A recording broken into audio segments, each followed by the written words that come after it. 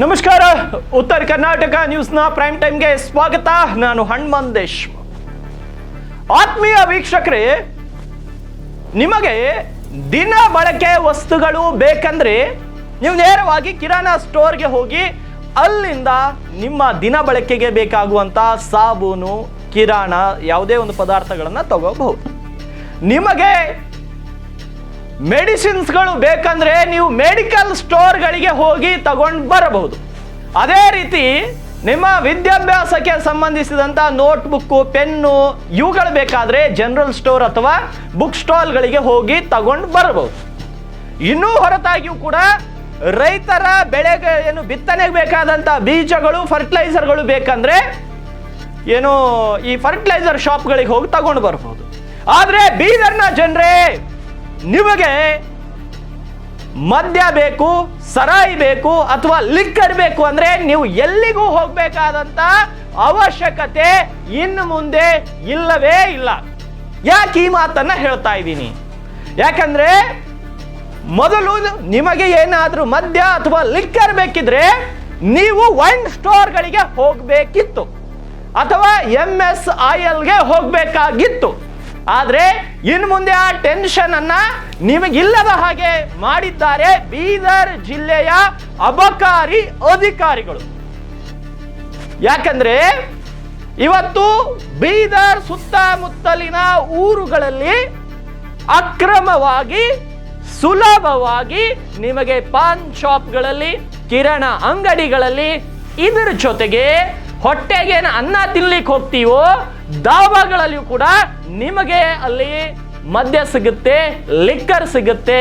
ಅದು 1-2 ಕಂಪನಿದಲ್ಲ, ನಿಮಗೆ ಯಾವುದು ಬೇಕೋ ಆ ಕಂಪನಿಯ ಲಿಕ್ಕರ್ ಸಿಗುತ್ತೆ. ಓಲ್ಡ್ ಮಂಕ್ ಬೇಕಾದ್ರೆ ಓಲ್ಡ್ ಮಂಕ್ ಸಿಗುತ್ತೆ, BP ಬೇಕಾದ್ರೆ BP ಸಿಗುತ್ತೆ, ಬ್ಲೈಂಡರ್ ಬೇಕಾದ್ರೆ ಬ್ಲೈಂಡರ್ ಸಿಗುತ್ತೆ, ಕಿಂಗ್ ಫಿಶರ್ ಬೇಕಾದ್ರೆ ಕಿಂಗ್ ಫಿಶರ್ ಸಿಗುತ್ತೆ. ನಿಮಗೆ ಯಾವುದು ಕುಡಿಬೇಕು ಅನಿಸುತ್ತೋ ಅವೆಲ್ಲವೂ ಕೂಡ ದಾಬಾಗಳಲ್ಲಿ ಸಿಗುತ್ತೆ. ಹಾಗಂತ ನಾನು ಗಾಳಿಯಲ್ಲಿ ನಿಮಗೆ ಮಾತನಾಡ್ತಾ ಇಲ್ಲ, ಯಾರೋ ಹೇಳಿದ್ದನ್ನ ಕೇಳಿ ಹೇಳ್ತಾ ಇಲ್ಲ. ಇವತ್ತು ನನ್ನ ತಂಡ ಖುದ್ದಾಗಿ ಸ್ಟಿಂಗ್ ಆಪರೇಷನ್ ಅನ್ನ ಮಾಡಿದಾಗ ಜಿಲ್ಲೆಯ ವಿವಿಧ ಭಾಗಗಳಲ್ಲಿ ನಮ್ಮ ತಂಡ ಈಗಾಗಲೇ ಆಕ್ಟಿವ್ ಆಗಿ ಜಿಲ್ಲೆಯ ವಿವಿಧ ಭಾಗಗಳಲ್ಲಿ ಸ್ಟಿಂಗ್ ಆಪರೇಷನ್ ಅನ್ನ ಮಾಡಿದೆ.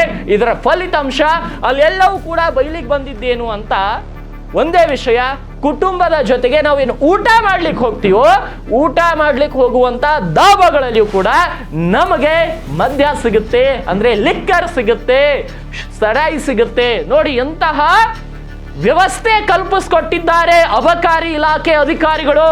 ನೀವು ಎಲ್ಲಿಗೆ ಹೋಗ್ಬೇಕಾಗಿಲ್ಲ, ನಿಮ್ಮ ಊರ ಹತ್ತಿರ ಔಟ್ಸ್ಕಟ್ಸಿಗೆ ಹೋದ್ರೆ ಸಾಕು, ನಿಮಗೆ ಎಲ್ಲವನ್ನೂ ಸಿಗುತ್ತೆ. ಈ ಒಂದು ಕಾರ್ಯ ಮಾಡಿದ್ದಕ್ಕೆ ನಾನು ಅಬಕಾರಿ ಇಲಾಖೆ ಅಧಿಕಾರಿಗಳಿಗೆ ಸಲ್ಯೂಟ್ ಮಾಡಬೇಕಾಗುತ್ತೆ. ಯಾಕಂದ್ರೆ ಪಾಪ ಜನರಿಗೆ ಊರು ಬಿಟ್ಟು ಹೋಗ್ಲಿಕ್ಕಾಗಲ್ಲ. ಬೀದರ್ ಸಿಟಿಯಿಂದ ಹೊರಗಿರೋರು ಮತ್ತೆ ಬೀದರ್ ಸಿಟಿಯಲ್ಲಿ ಬಂದು ಸರಾಯಿ ತಗೋಬೇಕು ಅಥವಾ ಲಿಕ್ಕರ್ ತಗೋಬೇಕು. ಅವೆಲ್ಲ ವ್ಯವಸ್ಥೆಯನ್ನ ನಿಮಗೆ ತಪ್ಪಿಸಿ ನಿಮಗೆ ನಿಮ್ಮ ಹತ್ತಿರನೇ ನಿಮ್ಮ ಅಕ್ಕಪಕ್ಕದಲ್ಲಿಯೇ ಕಿರಾಣಾ ಸ್ಟೋರ್ಗಳಲ್ಲಿ, ಪಾನ್ ಶಾಪ್ಗಳಲ್ಲಿ, ದಾಬಾಗಳಲ್ಲಿ ನಿಮಗೆ ಲಿಕ್ಕರ್ ಸಿಗುವ ಹಾಗೆ ವ್ಯವಸ್ಥೆ ಮಾಡಿದ್ದಕ್ಕಾಗಿ ಅಬಕಾರಿ ಇಲಾಖೆ ಅಧಿಕಾರಿಗಳಿಗೆ ಸಲ್ಯೂಟ್ ಮಾಡಬೇಕಾಗುತ್ತೆ. ಯಾಕಂದ್ರೆ ಅಷ್ಟೊಂದು ವ್ಯವಸ್ಥೆ ಮಾಡಿಕೊಟ್ಟಿದ್ದಾರೆ. ಸರ್ಕಾರಿ ನಿಯಮ ಏನೇ ಇದ್ರು ಸರ್ಕಾರಿ ನಿಯಮಗಳನ್ನ ಗಾಳಿ ತೂರಿ ಸಾರ್ವಜನಿಕರಿಗೆ ಮುಕ್ತ ಅವಕಾಶವನ್ನ ಮಾಡಿಕೊಟ್ಟಿದ್ದಾರೆ ನಮ್ಮ ಬೀದರ್ ಜಿಲ್ಲೆಯ ಹೆಮ್ಮೆಯ ಅಬಕಾರಿ ಇಲಾಖೆಯ ಅಧಿಕಾರಿಗಳು. ಈ ಮಹತ್ವದ ಕಾರ್ಯದ ಬಗ್ಗೆ ಅಬಕಾರಿ ಇಲಾಖೆಯ ಸಚಿವರಿಗೂ ಕೂಡ ಗೊತ್ತಾಗಬೇಕು. ನಮ್ಮ ಬೀದರ್ ಜಿಲ್ಲೆಯ ಅಬಕಾರಿ ಅಧಿಕಾರಿಗಳು ಎಷ್ಟು ಒಳ್ಳೆಯ ಕೆಲಸವನ್ನ ಮಾಡ್ತಾ ಇದ್ದಾರೆ, ಎಷ್ಟು ಸುಲಭವಾಗಿ ಸಾರ್ವಜನಿಕರಿಗೆ ಮದ್ಯವನ್ನ ದೊರಕಿಸಿಕೊಡುವ ನಿಟ್ಟಿನಲ್ಲಿ ನಿರಂತರವಾಗಿ ಪ್ರಯತ್ನ ಮಾಡ್ತಿದ್ದಾರೆ ಅಂತ ಅಬಕಾರಿ ಸಚಿವರಾಗಿರುವಂತ ತಿಮ್ಮಾಪುರ್ ಸಾಹೇಬರಿಗೂ ಗೊತ್ತಾಗಬೇಕು.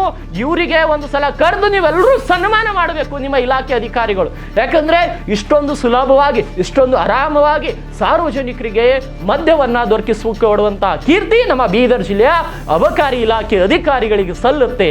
ಯಾಕಂದ್ರೆ ನಾವು ನಿರಂತರವಾಗಿ ನಿಮ್ಮ ಉತ್ತರ ಕರ್ನಾಟಕ ನ್ಯೂಸ್ ಈ ಸುದ್ದಿಗಳನ್ನ, ಅಬಕಾರಿ ಕಾನೂನು ಉಲ್ಲಂಘನೆ ಮಾಡುವವರ ಸುದ್ದಿಯನ್ನ ಬೆಂಬಿಡದೆ ಸುದ್ದಿ ಮಾಡಿತು. ಬೀದರ್ ನಗರದ MSILಗಳಲ್ಲಿ ಅಕ್ರಮವಾಗಿ ಅಕ್ಕಪಕ್ಕ ಯಾರು ಸರಾಯಿ ಕುಡಿಲಿಕ್ಕೆ ಬರ್ತಾರೋ, ಯಾರು ಮದ್ಯ ಕುಡಿಲಿಕ್ಕೆ ಬರ್ತಾರೋ, ಯಾರು ಲಿಕ್ಕರ್ ಕುಡಿಲಿಕ್ಕೆ ಬರ್ತಾರೋ, ಯಾರು ಬಿಯರ್ ಕುಡಿಲಿಕ್ಕೆ ಬರ್ತಾರೋ ಅವರುಗಳಿಗೆ ಚೇರ್ ಹಾಕಿ, ಸ್ನ್ಯಾಕ್ಸ್ ಕೊಟ್ಟು, ನೀರು ಕೊಟ್ಟು ಅವರಿಗೆಲ್ಲ ವ್ಯವಸ್ಥೆ ಮಾಡಿಕೊಡುವಂತ ಘನಂದಾರಿ ಜವಾಬ್ದಾರಿ ಕೆಲಸವನ್ನ ಮಾಡಿದ್ರು ವೈನ್ ಸ್ಟೋರ್ಸ್ನವರು. ಇದ್ರ ಬಗ್ಗೆ ಸುದ್ದಿ ಬಿತ್ತರಿಸಿದಾಗ ಮುಖ್ಯಮಂತ್ರಿಯವರ ವಿಶೇಷ ಕರ್ತವ್ಯ ಅಧಿಕಾರಿಗಳು ಅವ್ರ ಗಮನಕ್ಕೆ ಹೋದ ತಕ್ಷಣ ವರದಿಯನ್ನ ಕೇಳಿದ್ರು. ಇವರು ನಾವು ಇಂಥವರ ಮೇಲೆ ಪ್ರಕರಣ ದಾಖಲಿಸಿದ್ದೀವಿ, ಒಂದಿಷ್ಟು ಪ್ರಕರಣಗಳನ್ನ ದಾಖಲಿಸಿದ್ದೀವಿ ಅಂತ ಅಬಕಾರಿ ಇಲಾಖೆ ಅಧಿಕಾರಿಗಳು ಅವ್ರಿಗೆ ಮಾಹಿತಿಯನ್ನು ಕೂಡ ಕೊಟ್ಟಿದ್ರು. ಆದ್ರೆ ಯಾರ ಮೇಲೆ ಕ್ರಮ ಆಯಿತು ಅನ್ನೋದು ಇಲ್ಲಿಯ ತನಕ ಬಹಿರಂಗವಾಗಿಲ್ಲ. ಪ್ರಕರಣ ದಾಖಲಿಸಿದ್ದೀವಿ ಅಂತ ಮಾಹಿತಿಯನ್ನ ಕೊಟ್ಟಿದ್ದಾರೆ, ಆದರೆ ಯಾರ ಮೇಲೆ ಎಷ್ಟು ಪ್ರಕರಣ, ಯಾರಿಗೆ ಏನು ಶಿಕ್ಷೆ ಆಯಿತು ಇಲ್ಲಿಯ ತನಕ ಬಹಿರಂಗವಾಗಿಲ್ಲ. ಇದು ನಗರ ಪ್ರದೇಶದ ಕಥೆ. ಆದರೆ ಈಗ ನಾವು ಒಂದು ಲೇಯರ್ ಸ್ವಲ್ಪ ಮುಂದೆ ಹೋಗಿದ್ದೀವಿ, ನಗರದ ಹೊರವಲಯಕ್ಕೆ ಹೋಗಿದ್ದೀವಿ. ಈಗಾಗಲೇ ನಮ್ಮ ತಂಡ ಜಿಲ್ಲೆಯ ಎಲ್ಲ ತಾಲೂಕುಗಳಲ್ಲಿ ಆಕ್ಟಿವ್ ಆಗಿ ಇಂತಹ ಅಕ್ರಮಗಳ ಕುರಿತು ಸುದ್ದಿಯನ್ನು ಕಲೆ ಹಾಕ್ತಾ ಇದೆ, ಈಗಾಗಲೇ ಹಾಕಿದೆ ಕೂಡ. ಈಗ ನಗರದ ಸ್ವಲ್ಪ ಹೊರಗಡೆ ಹೋಗಿದ್ದೀವಿ, ಅಲ್ಲಿ ಏನಾದರೂ ಅಬಕಾರಿ ಇಲಾಖೆ ಅಧಿಕಾರಿಗಳು ಏನು ಪಾಪ ಅಲ್ಲಿಯೂ ಕೂಡ ಉತ್ತಮವಾದ ಕೆಲಸ, ಸಾರ್ವಜನಿಕರಿಗೆ ಆರಾಮದಾಯಕವಾಗಿ ಮದ್ಯ ಸಿಗುವ ರೀತಿಯಲ್ಲಿ ಅವ್ರು ಕೆಲಸ ಮಾಡ್ತಿದ್ದಾರೆ. ಅವ್ರ ಕೆಲಸಕ್ಕೆ ಒಂದ್ಸಲ ಜೋರಾದ ಚಪ್ಪಾಳೆಯನ್ನು ತಡ್ತೀನಿ, ಅವ್ರ ಕೆಲಸಕ್ಕೆ ಸೆಲ್ಯೂಟ್ ಮಾಡ್ತೀನಿ. ಯಾಕಂದ್ರೆ ಸಾರ್ವಜನಿಕರಿಗೆ ತೊಂದರೆ ಆಗಬಾರ್ದು ಅನ್ನೋ ನಿಟ್ಟಿನಲ್ಲಿ ಇಷ್ಟೊಂದು ಘನಂದಾರಿ ಕೆಲಸವನ್ನ ಅಬಕಾರಿ ಇಲಾಖೆ ಅಧಿಕಾರಿಗಳು ಮಾಡ್ತಿದ್ದಾರೆ. ನಮ್ಮ ತಂಡದವ್ರು ಹೋದಾಗ ಒಂದಿಷ್ಟು ದಾಬಾಗಳಲ್ಲಿ ನಾವು ಸ್ಟಿಂಗ್ ಆಪರೇಷನ್ ಅನ್ನ ಮಾಡಿದಾಗ ಅಲ್ಲಿರುವಂತಹ ಜನರು ಅಲ್ಲಿರುವಂತಹ ದಾಬಾ ಮಾಲೀಕರಾಗಿರ್ಬೋದು ಅಥವಾ ಕೆಲಸಗಾರರಾಗಿರ್ಬೋದು ಯಾವ ರೀತಿ ಯಾವ ಮದ್ಯ ಬೇಕಂದ್ರೂ ಆ ಮದ್ಯದ ಹೆಸರುಗಳನ್ನ ನಮಗಿಂತಲೂ ಹೆಚ್ಚಾಗಿ, ನಾವು ಕುಡಿಯೋರಿಗಿಂತಲೂ ಹೆಚ್ಚಾಗಿ ಇಷ್ಟೊಂದು ಬ್ರ್ಯಾಂಡ್ಗಳಿದೆ, ನಿಮಗೆ ಯಾವುದು ಬೇಕಂತ ಕೇಳ್ತಿದ್ದಾರೆ. ಹಾಗಿದ್ರೆ ಅಬಕಾರಿ ಇಲಾಖೆ ಅಧಿಕಾರಿಗಳೇ ಒಂದು ಸಲ ಈ ವಿಡಿಯೋ ಕ್ಲಿಪ್ ಅನ್ನ ನೋಡಿ. ಉಸ್ತುವಾರಿ ಸಚಿವರು ನೋಡಬೇಕು, ಅಬಕಾರಿ ಇಲಾಖೆ ಸಚಿವರು ನೋಡಬೇಕು. ಯಾಕಂದ್ರೆ ಅಬಕಾರಿ ಇಲಾಖೆ ಅಧಿಕಾರಿಗಳು ಬಹಳಷ್ಟು ಘನಂದಾರಿ ಕೆಲಸವನ್ನ ಮಾಡಿದ್ದಾರೆ. ಅವರ ಕೆಲಸ ನಿಜಕ್ಕೂ ಎಲ್ಲರೂ ಅಪ್ರಿಷಿಯೇಟ್ ಮಾಡುವ ರೀತಿಯಲ್ಲಿ ಮಾಡಿದ್ದಾರೆ ಪಾಪ. ಅದಕ್ಕಾಗಿ ಅವರ ಕೆಲಸವನ್ನ ಒಂದು ಸಲ ಎಲ್ಲರೂ ನೋಡ್ಲೇಬೇಕು. ನೋಡಿ,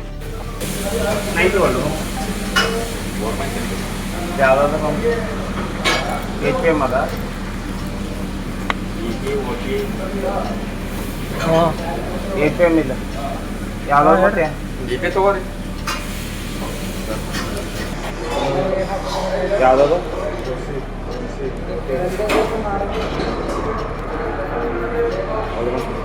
ರಮ್ ಯಾವ್ದಾದ್ರು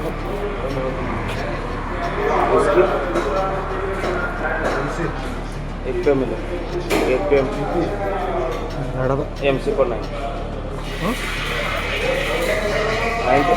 ಬೇಡ ಪ್ಯಾಕೆಟ್ ಇದ್ರಿ APM ಅದ 90 ಇಲ್ಲ, BP ಅದ OT ಅದ. ಅದು ಒಂದಿಲ್ಲ ರಮ್ ಇಲ್ಲ, ರಮ್ 90 ಕೊಟ್ ಎಷ್ಟು ಕ್ಲಾಸ್ ತಗೋ.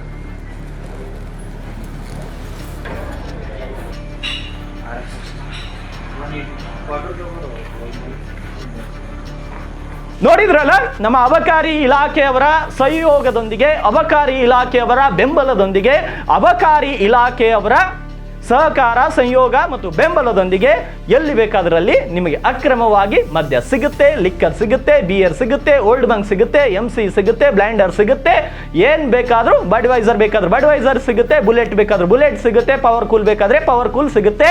ನಿಮಗೆಲ್ಲವೂ ಕೂಡ ಸುಲಭವಾಗಿ ದೊರಕಿಸಿಕೊಡುವಂತಹ ಪ್ರಯತ್ನ ನಮ್ಮ ಅಬಕಾರಿ ಇಲಾಖೆ ಮಾಡ್ತಾ ಇದೆ. ಎಲ್ಲ ಸಾರ್ವಜನಿಕರು ಇವರ ಒಂದು ಕಾರ್ಯವನ್ನ ನೀವು ಎಲ್ಲರೂ ನೆನಪಿನಲ್ಲಿ ಇಟ್ಕೊಳ್ಬೇಕು. ಯಾಕಂದ್ರೆ ಅಬಕಾರಿ ಇಲಾಖೆಗೆ ತಂದೆ ಆದಂತ ನಿಯಮಗಳಿದೆ, ಆದ್ರೆ ಅವೆಲ್ಲ ನಿಯಮಗಳನ್ನ ಮೀರಿ ನಿಮಗಾಗಿ ಏನು ಮದ್ಯ ಕೊಡಿಸ್ತಾ ಇದ್ದಾರಲ್ಲ, ನಿಜಕ್ಕೂ ಅವರ ಕಾರ್ಯ ಮೆಚ್ಚುವಂಥದ್ದು.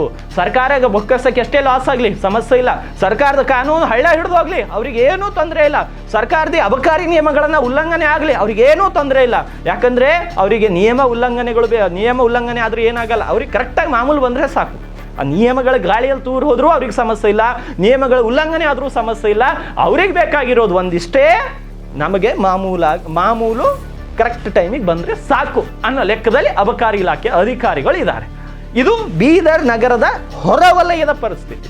ಇನ್ನು ಬೀದರ್ ನಗರದ ಒಂದಿಷ್ಟು 10-15 ಕಿಲೋಮೀಟರ್ ಅವಧಿಯಲ್ಲಿ ಏನೇ ಆಗ್ತಾ ಇದೆ, ಅದರ ಆದ್ಮೇಲೆ 30 ಕಿಲೋಮೀಟರ್ ಅವಧಿಯಲ್ಲಿ ಏನಾಗ್ತಾ ಇದೆ, ತಾಲೂಕು ಮಟ್ಟದಲ್ಲಿ ಏನಾಗ್ತಾ ಇದೆ. ಯಾಕಂದ್ರೆ ಒಂದೊಂದು ತಾಲೂಕಿನಲ್ಲಿ 5 ರಿಂದ 6 MSILಗಳಿದೆ.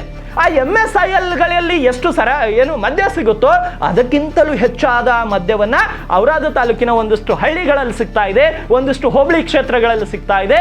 ಅಕ್ರಮವಾಗಿ ಔರಾದ ತಾಲೂಕು ಮತ್ತು ಇನ್ನುಳಿದಂಥ ಕೆಲವೊಂದಿಷ್ಟು ತಾಲೂಕುಗಳಲ್ಲಿ ಆರಾಮವಾಗಿ ನೀವು ಕುತ್ಕೊಂಡು ಸ್ನ್ಯಾಕ್ಸ್ ತಿನ್ಕೊಂಡು ಮಿರ್ಚಿ ಬಜ್ಜಿ ತಿಂದ್ಕೊಂಡು ನೀವು ಆರಾಮಾಗಿ ಬಿಯರ್ ಕುಡಿಬಹುದು, ಆರಾಮಾಗಿ ಪವರ್ ಕೂಲ್ ಕುಡಿಬಹುದು, ಆರಾಮಾಗಿ ಬೆಡ್ವೈಸರ್ ಕುಡಿಬಹುದು, ಆರಾಮವಾಗಿ ನೀವು MC ರಮ್ಮು ವಿಸ್ಕಿ ಯಾವ್ದು ಬೇಕಾದರೂ ಅದು ಕುಡಿಲಿಕ್ಕೆ ಅವಕಾಶವನ್ನು ಕಲ್ಪಿಸ್ತಾ ಇದ್ದಾರೆ ಅಬಕಾರಿ ಇಲಾಖೆ ಅಧಿಕಾರಿಗಳು. ಇದು ಬೀದರ್ನ ಪರಿಸ್ಥಿತಿ. ಈ ಕುರಿತು ನಾವು ಅಬಕಾರಿ ಇಲಾಖೆಯ ಸಚಿವರಿಗೂ ಕೂಡ ನಮ್ಮ ಪ್ರತಿನಿಧಿ ಪ್ರಶ್ನೆ ಮಾಡಿದಾಗ ಅದ್ರ ಬಗ್ಗೆ ವರದಿ ತರಿಸ್ಕೊಂಡು ತನಿಖೆ ಮಾಡ್ತೀನಿ ಅಂತ ಹೇಳಿದ್ರು. ಇಲ್ಲಿ ತನಕ ಏನೂ ಆಗಿಲ್ಲ.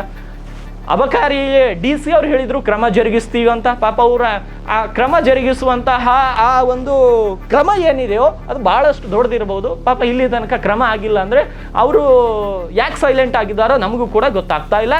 ಇನ್ನಿಷ್ಟು ಅಧಿಕಾರಿಗಳು ಪಾಪ ಅವ್ರಿಗೆ ಬೇರೆ ಡಿಸ್ಟಿಕಲ್ಲಿ ಎಲ್ಲಿಯೂ ಕೂಡ ಕೆಲಸ ಮಾಡ್ಲಿಕ್ಕೆ ಆಗಲ್ವೇನೋ ಅನ್ನೋ ರೀತಿಯಲ್ಲಿ ಇದೇ ಜಿಲ್ಲೆಯಲ್ಲಿ ಬೆಂಬಿಡದೆ ಔರಾದ್ಗೆ ಹೋಗ್ತಾರೆ, ಭಾಲ್ಕಿಗೆ ಬರ್ತಾರೆ, ಮತ್ತು ಬೀದರ್ಗೆ ಬರ್ತಾರೆ, ಬೀದರ್ನಿಂದ ಭಾಲ್ಕಿಗೆ ಹೋಗ್ತಾರೆ, ಔರಾದ್ಗೆ ಹೋಗ್ತಾರೆ, ಹುಮ್ನಾಬಾದ್ ಮತ್ತು ಬೀದರ್ಗೆ ಬರ್ತಾರೆ, ಮತ್ತೆ ಬೀದರಲ್ಲಿ 4 ವರ್ಷ ಮಾಡ್ತಾರೆ, ಮತ್ತೆ ಭಾಲ್ಕಿಗೆ ಹೋಗ್ತಾರೆ, ಮತ್ತೆ ಇಲ್ಲಿಗೆ ಬರ್ತಾರೆ. ಇವರೆಲ್ಲರೂ ಒಂದಿಷ್ಟು ಅಧಿಕಾರಿಗಳು 5 ರಿಂದ 6 ವರ್ಷ, ಒಂದಿಷ್ಟು ಅಧಿಕಾರಿಗಳು 7 ರಿಂದ 10 ವರ್ಷ ಇಲ್ಲೇ ಬೀದರ್ನಲ್ಲಿ ಉಳಿದು ಇಲ್ಲೇ ಬೆಂಬಿಡದೆ ಕೆಲಸ ಮಾಡಿ ವೈನ್ ಸ್ಟೋರ್ಸು ಮತ್ತು MSIL ಓನರ್ಗಳ ಜೊತೆ ಕಾಂಪ್ರಮೈಸ್ ಮಾಡಿಕೊಂಡು ಒಂದಿಷ್ಟು ನಮಗೆ ಕೊಡಿ, ಒಂದಿಷ್ಟು ನೀವು ತಿನ್ನಿ, ಅಕ್ರಮವಾಗಿ ಮಾರಾಟ ಮಾಡಿ ಅಬಕಾರಿ ನಿಯಮಗಳು ಎಲ್ಲಿಗೆ ಬೇಕಾದ್ರೂ ಗಾಳಿಗೆ ತೂರಿಬಿಡಿ ಅನ್ನೋ ಲೆಕ್ಕದಲ್ಲಿ ಇಲ್ಲಿನ ಅಬಕಾರಿ ಇಲಾಖೆ ಅಧಿಕಾರಿಗಳು ಕೆಲಸ ಮಾಡುತ್ತಿರೋದು ಈಗ ನಾಚಿಕೆಗೇಡಿನ ಸಂಗತಿ ಅಂತ ಹೇಳಲಿಕ್ಕೆ ಪಾಪ ಅವರು ಎಷ್ಟು ಸಲ ನಾವು ಸುದ್ದಿ ಬಿತ್ತರಿಸಿದ್ರು ಅವ್ರಿಗೇನು ಇಲ್ಲ ಅನಿಸುತ್ತೆ. ನಾನೇ ಹೇಳ್ತೀನಿ, ಹೆಮ್ಮೆ ಪಡುವಂಥ ವಿಷಯ.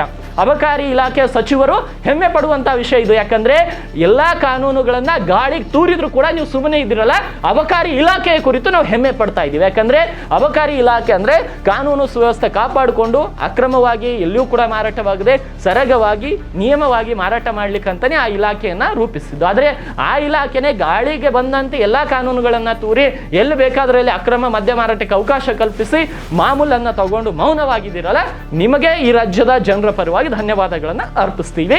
ಇದು ಬೀದರ್ ನಗರದ ಹೊರವಲಯದ ಪರಿಸ್ಥಿತಿ. ಮತ್ತೆ ನಾಳೆಯ ಸಂಚಿಕೆಯಲ್ಲಿ ನಿಮಗೆ ಇನ್ನೊಂದಿಷ್ಟು ಸ್ಟೋರಿಗಳನ್ನು ನಿಮ್ಮ ಮುಂದಿಡುವಂಥ ಪ್ರಯತ್ನವನ್ನು ಮಾಡ್ತೀನಿ. ಎಸ್ ನೆಕ್ಸ್ಟ್ ಮುಂದಿನ ಸುದ್ದಿ.